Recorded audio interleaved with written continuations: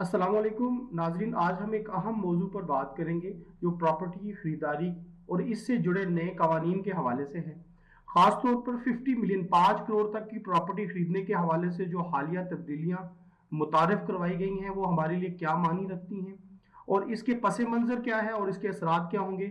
आइए तफसील से जानते हैं। पिछले कवानीन का पस मंज़र कुछ बयान करता हूँ। कुछ गुज़िश्ता चंद सालों से प्रॉपर्टी खरीदने और फ़रोख्त करने पर कई तजर्बे किए गए ताकि टैक्स रेवेन्यू बढ़ाया जा सके। उनमें चंद नुमाया इक़दामात ये थे।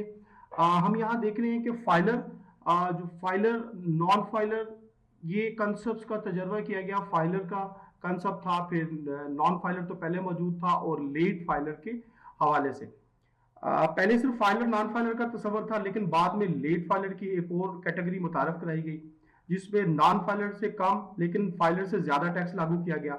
और ये बेसिकली कंसेप्ट था। लोग इस पूरे कंसेप्ट को समझने में काफी टाइम लगा लोगों का। लेकिन जो है बिहार की जो policies with the passage of time जो है वो नई नई अमेंडमेंट्स इसके साथ साथ ऐड करता रहा। इसके अलावा ये होता है कि एक और फिर दिसंबर के अंदर एक नया कानून लाया गया जिसके तहत प्रॉपर्टी या कोई भी असासा खरीदने के लिए आपकी 130% की जो हद थी वो मुकर्रर की गई। अब 130% को कैसे समझते हैं कि अगर आपका फाइनेंशियल ईयर 2024 के अंदर आपने जो प्रॉपर्टीज थी, फाइनेंशियल ईयर आप में से बहुत से लोगों को जानते हैं कि फाइनेंशियल ईयर 12 मंथ जो पीरियड है इसके अंदर उनका कैश और कैश इक्विवेलेंट, उनकी फाइनेंशियल स्टेटमेंट जो उनकी जो है वेल्थ स्टेटमेंट के अंदर उनकी जो, अगर उन्होंने कैश और कैश इक्विवेलेंट 100,000 शो किया है, यानी 1 लाख किया है, जो है शो किया है उनके रिटर्न के अंदर, तो वो 130% जो है उसके जो है वो प्रॉपर्टी खरीद सकते हैं। इसका मतलब ये है कि अगर आपने कैश और कैश इक्विवेलेंट 100,000 के है तो नेक्स्ट ईयर फाइनेंशियल जो ईयर जो है, अगर बात करें फाइनेंशियल ईयर 2025 के अंदर आप सिर्फ 1,30,000 की प्रॉपर्टी परचेज कर सकते हैं। और ये एक बहुत बड़ा जो है एक प्रॉब्लम था जिसमें ये होता है एफबीआर ने ये जो नया तरीका, इसके अलावा जो एफबीआर ने ये जो नया तरीका करवाया इसमें भी कोई शख्स प्रॉपर्टी खरीदने से पहले अपनी अहलियत साबित करेगा, एलिजिबिलिटी। एलिजिबिलिटी का भी कंसेप्ट जो हमने देखा कि इन्होंने एलिजिबल टीबी का भी कंसेप्ट जो है इंट्रोड्यूस करवाया, लेकिन क्योंकि ये तजर्बात जो है वो इस तरह से प्रॉपरली फ्रूटफुल नहीं रहे इनके किसी भी परस्पेक्टिव से, तो ये तजर्बात जो है वो जो है इनका जो आउटपुट है, रिजल्ट जो जिसमें से एफबीआर अपनी कलेक्शन करना चाह रहा था वो उस तरह से रिजल्ट नहीं ले सके। तो अहलियत साबित करना थी, इसके बाद खरीदारी मुमकिन होती थी कि अगर उन्होंने इससे ज्यादा जो है वो प्रॉपर्टी, इससे ज्यादा कीमत की प्रॉपर्टी बाय करनी है तो उन्हें अपने अहलियत का सर्टिफिकेट देना था, जिसकी वजह से मार्केट में गैर यकीनी जो सूरत थी वो पैदा हुई थी।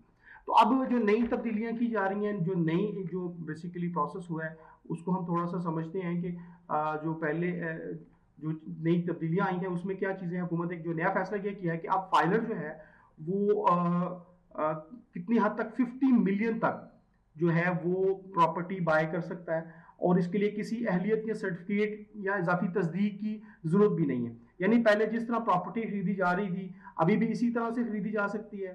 इससे पहले तो अगर आप 10 लाख की प्रॉपर्टी भी खरीदते हो तो साबित करना पड़ता था कि आपके पास वसाइल है या नहीं, लेकिन आप 5 करोड़ तक जो है 50 जो है मिलियन तक जो है आप प्रॉपर्टी जो है वो बाय कर सकते हैं। तो अब इसको आपके लिए कोई इस तरह की तस्दीक वगैरह की जरूरत नहीं पड़ेगी। जब आप टैक्स रिटर्न फाइल करेंगे तब भी इस प्रॉपर्टी को अपनी रिटर्न में शामिल करेंगे, यानी कि पहले तो अगले साल को आपको रिटर्न जो है सबमिट करने से पहले जो है मैंने आपको बताया कि 130% और आपको अहलियत का भी शो करना पड़ता था। तो अब ये इस तरह की रिक्वायरमेंट्स नहीं है, तो आप 5 जो है 50 मिलियन तक जो है वो प्रॉपर्टीज को आसानी से आप बाय कर सकते हैं। इसके अलावा अब हम और बात करेंगे, जब आप रिटर्न यानी कि आप रिटर्न फाइल करें तब ये प्रॉपर्टी को अपनी रिटर्न में शामिल करें, यानी कि खरीदारी के वक्त आपको कोई इजाफी रुकावट नहीं होगी। अच्छा, ये अब हम यहाँ समझने की जरूरत है कि यहाँ पे ये कानून पास क्यों किया गया। ये कानून पास क्यों किया गया है, इसके हवाले से थोड़ी सी डिस्कशन करते हैं। जी, तो बेसिकली एफबीआर जो है वो पार्टी प्रॉपर्टी की मार्केट के अंदर एक जमूद सा था।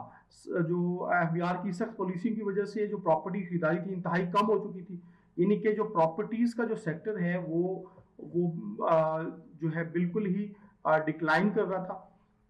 सरमायाकारी में जो है वो कमी थी। बैरून मुल्क मुकीम पाकिस्तानी और दीगर सरमायाकारों के लिए भी ये मुश्किलात जो थी वो बढ़ रही थी। तो इस वजह से भी जो है था ये स्टेप लेना पड़ा। अच्छा, इसके अलावा सबसे बड़ा जो एलिमेंट था वो टैक्स रेवेन्यू। टैक्स जो रेवेन्यू था एफबीआर का, वो उसमें बहुत बड़ी कमी, डिक्लाइन था। सख्ती के बाद जो एफबीआर को रेवेन्यू हासिल नहीं हो रहा था, जिसकी तो वो कर रहा था, वो भी उसको हासिल नहीं हुआ। इसके अलावा नए कानून से उम्मीद है कि अब कानून से ये होगा कि आपको एक नई उम्मीद है कि प्रॉपर्टी खरीदने वाले बगैर किसी पेचीदगी के सरमायाकारी कर सकेंगे। इसके अलावा एफबीआर की जो नॉर्मल क्या आपको पॉसिबिलिटीज हो सकती हैं, मुमकिन तब्दीलियां क्या हो सकती हैं, उसके हवाले से मैं आपको बताता हूँ कि टैक्स रेट में तो कोई बड़ी तब्दीली नहीं, नो चेंज।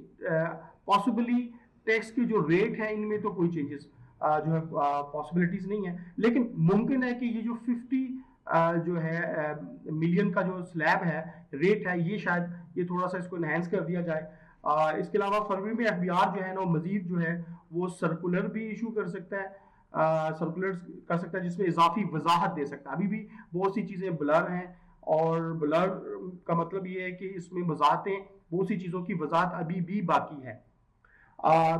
तो हम इसको कंक्लूड ये करते हैं कि इसका रिजल्ट बेसिकली क्या है इस पूरी डिस्कशन का, कि ये जो नया कानून है फाइलर के लिए किसी हद तक रिलीफ की जरूरत है। रिलीफ जो है वो प्रोवाइड कर रहा है, लेकिन अब भी प्रॉपर्टी सेक्टर में कई चैलेंजेस मौजूद हैं। लेकिन अगर मुस्तकबिल में मजीद तब्दीलियां आएंगी तो ये हम इसको आपके साथ साथ अपडेट करते जाएंगे। आपको इस पॉलिसी पे क्या ख्याल है, इस जो पॉलिसी के ऊपर आपका क्या ख्याल है, क्या ये मार्केट के लिए फायदा मंद होगी? आप अपनी राय कमेंट्स में जरूर दीजिएगा। इसके अलावा प्रॉपर्टी के हवाले से आपके पास कोई सजेशन, कोई क्वेश्चन हो तो मेंशन कीजिएगा। इसके ऊपर हम डिस्कशन करेंगे ताकि ये जो हमारा लर्निंग का प्रोसेस है, ताकि हम इसको कंटिन्यू कर सकें। अस्सलाम वालेकुम।